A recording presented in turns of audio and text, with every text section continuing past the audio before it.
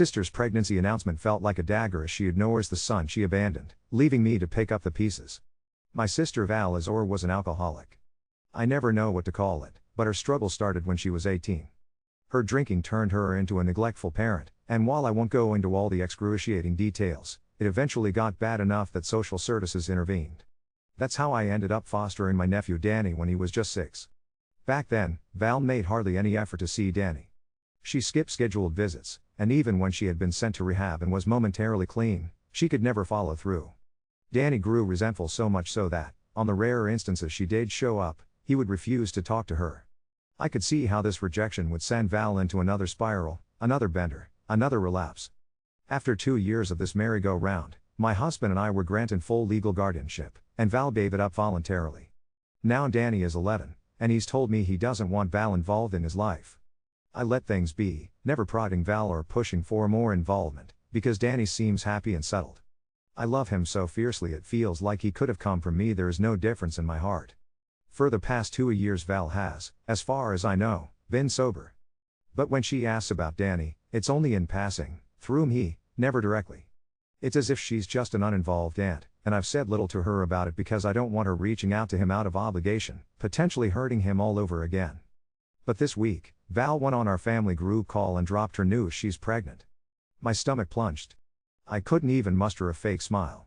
There she was, beaming and talking about baby nurseries, while right next to me is the bedroom of the child she discarded. To me, it's one thing to admit you're not cut out to be a mother. But to not bother repairing a relationship with your first child, to just have a new one instead, how do you move on so easily like that? I guess my face said it all. Everyone immediately asked what my issue was. All I said was, nothing, and then, maybe out of anger, don't worry, I'll let the child she didn't want know about the one she does. Val got upset. Her boyfriend got mad. The call ended soon after. Afterward, my mom called to say I owe Val an apology. She asked if I thought Val should take Danny back or if I resented having him. But that couldn't be further from the truth. I love Danny as if he's my own, and I know living with Val isn't what's best for him. My mom's argument is that if I believe things should stay as they are, then it's not fair to begrudge Val for wanting to be a mother to someone again. She said I should be glad Val is healthy and happy, because there's nothing she could do now to make things right. My dad, on the other hand, agrees with me. He thinks Val is making a mistake bringing another child into the world, but mostly because she isn't stable, not specifically because of Danny. He told me Danny is my son now, and I shouldn't see this as Val re-abandoning him, since he's where he belongs. But I can't stop replaying it in my mind. It feels so wrong that Val thinks she can just reboot her life and start over, as if Danny never existed. To her, Danny is the first pancake, the misshapen one, tossed aside for a second try. I'm furious at how she refuses to take responsibility for the pain she caused, how easily she's letting herself pretend it never happened. Am I really wrong for not seeing her news as something positive? Or am I justified for being angry that she gets to move on like none of this ever happened?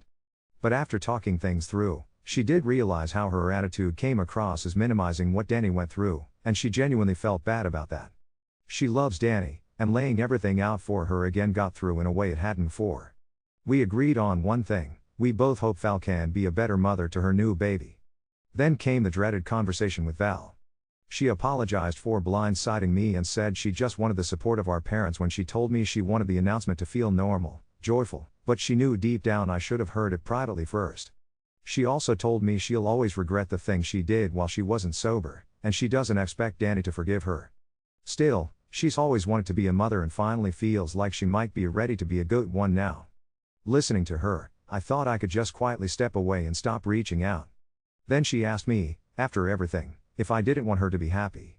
And, deeply, I realized I didn't. The honest answer is no, I don't want Val to be happy. Maybe that makes me a bad person, but that's how I feel. I want her to be sober, safe, healthy. Sure, I wish her moments of happiness. But when I think of her just living a happy life, it isn't what I would wish for her after everything she's put us through. People can judge me all they want, I don't care. They weren't the ones who had to walk into the dingy government building to find a child with bones jutting from his t-shirt, terrified of every loud noise, hiding cold fries under his mattress because he didn't know when he'd eat again. They weren't the ones who had to teach a 6-year-old the alphabet. They didn't have to answer a crying child who wanted his mom, knowing his mother was out there somewhere not caring if he lived or died. The worst things Val ever did, she did to someone I love beyond words. Maybe it's not for me to say whether someone deserves happiness, but I know I can't wish it for her. I didn't have this kind of clarity during the call, I just knew enough to be honest. I told her I, and my family, just weren't in a place where it was possible to keep her in our lives anymore. She didn't take it well. Suddenly, all these years of resentment came pouring out, accusations that I didn't try hard enough to get Danny to talk to her, that I wasn't present enough when he was little, dragging up old wounds. She called me spiteful. Later, her boyfriend messaged to say the same. But it was something I had to do. I don't want to be tangled in a toxic cycle where I'm secretly wishing someone doesn't get the life they want. Keeping them close only stirs it up again and again. It's just too much bad energy. I ended up blocking Val and her boyfriend. I let my parents know the new arrangement. From now on, separate holidays, separate family functions. They took it in stride. I told them Val can have priority on holidays with her dad's side, and I'll take Mom's, or vice versa. They agreed not to share updates either way unless specifically asked. I can't say this is a happy ending, but there is something positive in it for me. I'm grateful for the family I have, for the people I get to call my own. For now, I'm just going to focus on being the best mother and wife I can possibly be. Update 2. Tuesday, at 2:17 am in the afternoon, while I was fishing a sock out from behind the washing machine, a number I didn't recognize called. I almost let it go to voicemail. I didn't. A woman introduced herself as a caseworker with Child and Family Services. She said Val had listed me as part of a safety plan and she just needed to verify contact information and willingness. I mouthed dead that useless thing where it opens and no sound comes out. I asked her what exactly that meant, and she said nothing was happening yet, but with a high-risk pregnancy they build contingencies in case the baby needs placement at discharge. I told her the truth, I couldn't promise anything. She was very calm, like she was talking someone off a ledge, and replied that a non-answer was still an answer. We ended the call politely and I stood there with the washing machine humming and the sock in my wet hand like I'd forgotten what clothes were for. An hour later my mom rang to say Val was in hospital. Preeclampsia. Words I'd only ever heard on TV suddenly felt so sharp. They were taking the baby early. My dad was already at the hospital and my mom's voice was trying to be normal and kept breaking at the edges. I told her we weren't coming up to the ward, and we didn't. My husband drove me and Danny to the hospital anyway and we sat downstairs in the atrium with a salt-stained fish tank and a piano nobody plays. It was gray and antiseptic and the kind of cold that crawls up your sleeves. My dad met us there for a hug and to say he'd keep us updated. He looked exhausted and older than he did on Sunday. When the update came, it was short, baby boy, small but breathing. 3 pounds something. I can't remember the ounces, but I remember the way my dad's hand shook trying to read the message aloud, like he was holding a tiny bird. Val was stable. I didn't go upstairs. I don't know if that makes me heartless or just someone who knows their own limits. In the gift shop, Danny picked out a pack of pre-wedding socks with little dinosaurs. He paid with the crumpled notes from his pocket and asked the cashier if they could keep the change for the hospital. He didn't want to go up, and I didn't ask him to. We drove home quietly. The socks are in my top dresser drawer, next to spare batteries and ancient birthday candles I keep meaning to throw away. That night, a new number texted me. It's me. I'm okay. He's okay. I want you to know his name. The name was Daniel. I have not thrown my phone across a room for years, but I came close. I stared at that little blue bubble until my eyes hurt. I didn't reply. I turned my phone face down and felt like someone had set a match to a room I'd carefully kept dark. I know there's a world where that name is an olive branch, or an apology, or a way to carry something forward. In the world I live in, it landed like theft. The next day my mom, who is trying to do right by too many people at once, forgot herself. She FaceTimed from the NICU lobby and, in her enthusiasm to show me the little ink stamped footprints on a cart, she turned the camera and Danny saw the name. He didn't say anything. He just walked into his room and closed the door. I stood in the hallway and listened to the quiet. Later, when we were loading the dishwasher, he asked without looking up if a name could be both his and not his at the same time. I told him I didn't know. The caseworker called again. This time, it wasn't hypothetical. There had been an incident, no drugs, no alcohol, but shouting, police, a report on file. The boyfriend's sister had stepped forward for the safety plan, which would keep the baby with family but not in Val's home until things stabilized. The caseworker wanted to confirm we weren't available so she could close our file. Saying no felt like pressing a bruise. It was also the only honest answer I had. After I hung up, I sat on the edge of the tub and cried in that ugly, private way you do when there is no neat box to put the feeling in. In the middle of all that, I took Danny to his first therapy appointment. We had been planning to wait. Waiting suddenly felt like setting a cup on a wobbly table and acting surprised when it tipped. He went in with his little hoodie strings in a knot and came out with a printout of some breathing exercise I'm supposed to pin to the fridge. In the car he told me he doesn't want to be anyone's first pancake. I know he was quoting me. I told him I'm very sorry for the metaphors I hand him when I'm tired and angry.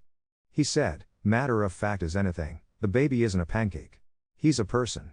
Then he put his palm on the pack of socks in my lap and left it there, steady. I've kept my block on. Val sent one more message through my mum just, can you tell her I didn't mean to hurt anyone with a name? And I asked my mum not to pass me anymore. Our separate holidays plan held up this week in a very literal way, with my parents ping-ponging between floors and text threads. My dad has started every call with how's my boy? And I can hear, beneath it, a simple grief that doesn't know where to go. I don't have some clean ending to stick on this. There's a baby I haven't met who shares my son's name. There are dinosaur socks in my dresser and a therapist's worksheet magneted to the fridge. There's a caseworker who now knows for sure we aren't a contingency, at least not this time. And there's Danny, who leaned against me on the sofa last night, watched some ridiculous baking show, and fell asleep with his feet under my thigh like he used to when he was 7. I tucked a blanket over him and, for the first time since the call, felt something like quiet. Not peace. Just quiet. It will have to do for now. Update 3. Thursday morning at 6:03 a.m., while the kettle was still doing its little spit and sputter, my phone lit up with a calendar invite from a state email. Family team decision meeting baby. I stared at the subject line and thought about how the word baby can mean 1,000 different things and also nothing specific at all. I joined from my car in the grocery store lot because I couldn't bring myself to sit at my kitchen table and say these sentences. The caseworker came on first, then some hospital social worker with a lanyard full of pins, then my mom and dad from separate squares, and then, late, Val from a bed. She had the hospital gown and the hair pulled back so tight it looked like it hurt. There was a beep that wasn't the Zoom waiting room, it was behind her, steady as a metronome. The caseworker was careful with her verbs. When he's medically ready for discharge, in light of the incident, stabilizing supports, things that sound like they were focus group to not snag on any feelings. They laid it out. The boyfriend had a no-contact order with the NICU. The boyfriend's sister had been removed from the safety plan after a home visit where the smoke alarm literally did not have batteries in it. They were moving toward a temporary protective petition so the baby would be in state custody at discharge unless someone appropriate stepped in. My square was quiet until it wasn't. I said I heard them. I said I couldn't be that person. Val's square flickered. She asked if I was really going to make this harder than it already was. I looked at the little red leave meeting button and pictured pressing it until my finger went through the screen, and I didn't. The hospital social worker kept her voice very even and referred to the baby as Baby V. When Val tried to say his name, the social worker said, gently but firmly, we're using the hospital identifier for now. After the call, I sat and watched a starling work a flattened French fry out of the asphalt crack by my front tire like it was performing brain surgery. The heat was already building in the car in that way where the seatbelt latch could probably fry an egg. I went inside and did not make the tea. That afternoon the hospital called. Not my mom, not Val, an actual nurse from the NICU. She said I was down as alternate medical decision maker and could I confirm my availability for consent if they needed it. I think I said that can't be right 5 times in a row just to stall my own mouth. She said these forms get filled out fast in emergencies and sometimes incorrectly, and she could remove me if I wished. I wished. She asked, very kindly, if I wanted to leave a message on the baby's chart for when he's older. It was such a small, unexpected mercy my throat closed. I said I would bring something by. She told me where to go and when the desk downstairs was usually quiet. We hung up and I stood in my hallway with my hand still curved around the phone like it had gotten stuck that way. I didn't tell Danny right away. We made spaghetti that night badly. We forgot to salt the water until the pasta was already in and then no one said anything about it and we all pretended it was fine. Afterward, Danny pulled a pack of dinosaur socks out of my dresser and turned it in his hands like a worry stone. Then he put it back in the drawer and shut it firmly. If we take them now, it's about us, he said, eyes on the drawer pull. If we wait until tomorrow, it can just be a present. He's better at boundaries than most adults I know. So we went the next day. We didn't go up. We gave the socks to the volunteer at the information desk, a man in a red vest who took the bag like it was fragile and wrote for NICU any baby on the sticker with a neatness that made me want to cry. On the way out of the atrium, my dad appeared like he'd been waiting behind a potted plant this whole time. He didn't ask us to go up. He just put a parking token in my hand and said he'd cover it. On impulse, I don't know why, maybe because I couldn't stand leaving without some proof of the world going on, he walked us along a side corridor to a big interior window that looks into nowhere special, just a hallway where staff push carts and there's a bulletin board for hospital blood drives. Someone had tacked a string of paper stars across the cork. Underneath, through glass and more glass and a reflection of our own uncertain faces, we could see a whiteboard with a column where names go. Next to bed 6 it said Baby Boy V. No name. Just the letter. My mom called that night and apologized for the FaceTime. Then she said, in a rush like pulling off a bandage, that the name had been an early idea, not on any paperwork. She'd explained how seeing it had landed for Danny. Val cried. They were going to choose something else. I didn't say thank you. I didn't say anything for a long beat. I heard my mum breathing on the other end and I could tell she had a Kleenex wad in her other hand, already wrecked. Finally she told me they were thanking Miles, because he had a long road. I know somewhere there's a poet who would have a lot to say about fate and irony in choosing your own map. Monday, a woman in a severe ponytail handed me a piece of paper at my door. It was a subpoena. I laughed, a small, ugly sound that wasn't actually humor, and texted my husband a photo with no context. The hearing was set for Wednesday at 8:30 am. I wore a dress I haven't worn since before the pandemic because it had a zipper that made me feel like I was holding something together. The courtroom was one of those small ones with wood paneling and an old flag. The judge had a jaw like a hinge and a way of looking at you that made you say only what you meant. The hospital social worker was there, the caseworker, someone from legal I've never seen before, my parents on opposite benches like an old divorce that never happened, and Val at the front with her hair washed and her eyes like two different weather systems. The boyfriend wasn't there. I learned that when he is there, there's a deputy in the back of the room whose hand never strays far from the radio. My bit was short. I confirmed I had legal guardianship of Danny. I confirmed that I had been listed on a safety plan and that I was not a resource for the baby on discharge. The lawyer asked if my refusal was because I had animosity toward Val. I said my refusal was because I already had a child who needed me, and because what I had to give had to go to him first. The judge nodded once, slow, like he was adding that sentence to a shelf in his mind. Then he granted the petition. The state would have temporary custody on discharge. There would be supervised visits for Val at the hospital. A restraining order for the boyfriend extended to all hospital grounds. The words came like stones dropped in a bucket, one by one, no splash until I was out in the hall and the sound finally hit. In the hallway, the boyfriend, sister was waiting. She told me I could sleep at night because there are always other people.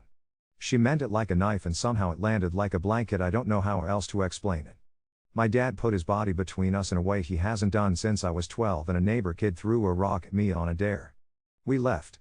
In the car I realized I was still holding the parking stub from the first hospital day and a cup holder like a talisman. I didn't tell Danny about court until after school. We sat on the back step because the kitchen light was too bright for the words. I gave him the shape of it, softened at the edges. He nodded. Then he said, like he was asking about the weather, if we could talk about changing his last name. We've never pressed it. His name is his story and I was always going to let him write that page. He said he wanted ours. All of it. I don't want to belong to people who didn't pick me, he said, and then immediately looked down at his shoelace like he was worried that was mean. I told him names can hold two things, once. We will start the paperwork. My husband cried in the pantry like a Victorian because he thought if he did it behind the cereal it wouldn't count. Tonight, I logged into our cable account to cancel a package we don't use anymore and for a second my finger hovered over a banner I didn't clock at first. Welcome to my baby portal. Someone had added my number to the hospital photo app before they removed me from the forms. There was one picture in the gallery, date stamped and unblinking. A baby the size of my forearm in a tangle of soft lines and a cap too big rolled at the brim. In the corner of the isolette, the neat volunteer handwriting, Baby Boy V, bed 6, Miles. And on his feet, two socks with dinosaurs that were absolutely too big and somehow staying on anyway, the cuff folded down like a joke someone made kindly. I didn't forward the photo. I didn't screenshot it. I clicked the little gear and removed myself as a contact. Then I sat there in the blue light of my stupid phone and let the idea of him in those socks exist exactly as long as it took for the page to confirm, in a green check mark, that I was gone. Danny padded out and sat next to me with a glass of milk he didn't actually want. He leaned his shoulder into mine the way he does when he's reminding me we live in the same house and we are, in fact, breathing the same air. Is he still a person if I don't meet him? He asked. I said he is. Danny said good, and put his fist in my t-shirt like when he was small and would sleep like that so he knew if I got up. We have a magnet on our fridge now with a line drawing of lungs on it for the breathing exercise. We have a manila envelope on the hall table with the forms to change a name. We have grandparents doing a careful dance on the weekends like people balancing bowls of water. Somewhere, a baby has dinosaurs on his feet. Somewhere else, a judge's order sits in a file until somebody moves it to a different file. Tonight, my son fell asleep with his head on my arm and my hand went numb and I refused to move it. Quiet came and sat with us for a while. Not peace. Not yet. But quiet, and I'm learning how to let that count. Update 4. Tuesday at 9:11 m. Right as the cat decided the printer tray was a bed, an email came through from a county address with a subject line that made my stomach do that elevator drop: sibling contact consultation. I had to read it 3 times before the words lined up. It wasn't a demand. It wasn't a trick. It was a small, careful invitation. If Danny wanted to, we could contribute to Miles's lifebook, we could consider a letter, down the line, we could talk about visits supervised by someone whose job title sounded like a piece of furniture family connection specialist. I sat in my car in the high school lot waiting to be waved forward by a teen in a neon vest and typed back, fingers wooden, that we would start with a letter. A caseworker replied with an office address and a note that said, warmly but with the weight of 10 trainings under it, that siblings often anchor each other in ways grown-ups cannot. I told Danny after school. He was eating an apple like he was in a commercial for Autumn and listening the way he does when he is pretending to be casual, eyes on the dog, body very still. He didn't want to meet. Not now. But a letter seemed okay. He went to his room and came back with one of those thick markers that bleeds through paper and a notebook he reserves for important things. He drew a dinosaur with too many spikes, grinning like it knew a secret, and under it he printed 4 miles not a pancake, from Danny. He frowned. Then he crossed out Danny and wrote just his first name and, underneath in smaller letters, the new last name he hasn't had yet but is already carrying around in his mouth to see where it sits. The marker stained through and left a shadow dinosaur on the next page. He didn't tear it out. He said the ghost could belong to both of them. We dropped it at the agency the next day. The lobby had a faded poster about safe sleep and a plant that had resigned itself to its fate. A little girl with a too-big backpack was making a tower out of the entire jar of counting bears. The receptionist had chipped nail polish and a voice you wanted to tell secrets to. She put Danny's envelope in a bin marked Lifebooks Outgoing, and wrote half sib on the corner with tidy block letters. Outside, the wind smelled like rain that couldn't make up its mind. The name change hearing happened faster than I expected because the clerk had a cancellation and because sometimes, the universe throws a rope that isn't a noose. Wednesday at 8:31 a.m., the same courtroom as before but different air. The judge looked at Danny instead of through him. He asked him if he understood, in words that held together like a chair you could sit on. Danny said he did. His voice didn't crack. He spelled out the name, letter by letter, like he was lining up soldiers. The judge didn't smile, but his eyes did something soft. The stamp came down on the paper with a thud that felt like a door closing and opening at the same time. In the hall, the bailiff had a candy dish with those charcoal mints no one admits to liking, and I took 2 and then 4 because my hands needed a job. We went to a diner that had not renovated since 1983 and Danny ordered pancakes on purpose. He looked at them for a long beat like he was interviewing them for a position. They can stay, he said, and then drown them on both sides like a person who wasn't going to let syrup decide anything for him. At home, the envelope with the certified order went on the hall table because I couldn't bear to put it somewhere invisible yet.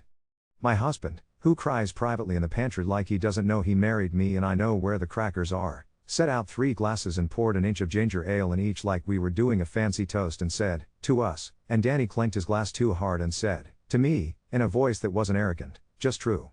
That night my dad texted one sentence, "Hospital briefly locked down, all secure now."